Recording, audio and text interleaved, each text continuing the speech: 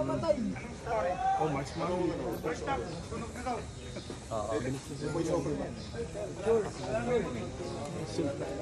Oo, maliligaw na yan. Kayo? Sige. Papunta rin naman dyan pagkatapos na. Ay, si Don lang eh. Diba? Doon sa mga isama ka.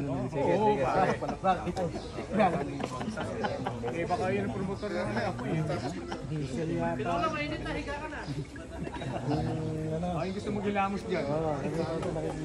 Inaanyayahan po natin ang mga representantes na may hawak ng pambansang watawat na iabot po sa Kawaningan Museo upang maialay at masumig po ito sa ating barangay. Ito yung iaalay ko. Alay natin yung t-shirt na.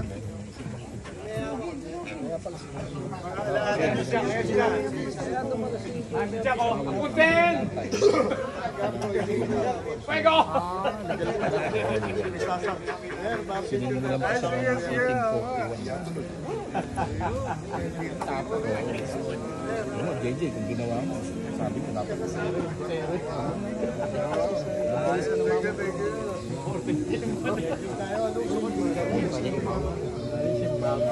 Pilipino eh, makapili.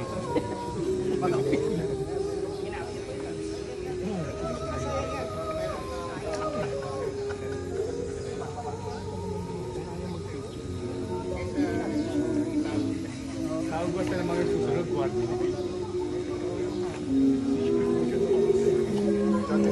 Sang-ayon po sa Batas Republika bilang 8491 o mas kilala bilang an act prescribing the code of the national flag, anthem, motto, and coat of arms and other heraldic items and devices of the Philippines o mas kilala bilang Flag and Heraldic Code of the Philippines, nakasaad po sa Section 14 ng batas na ito.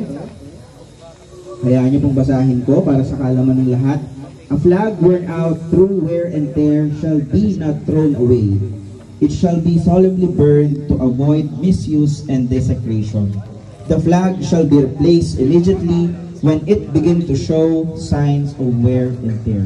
Sa makatuwid, ang ating pong pambansang watawat ay hindi po itinatapon sa basurahan, bagkus ito po ay sinusunog ng payak bilang pag-iwas na hindi ito magamit sa kung anumang bagay or ma-misuse or ma-desecrate.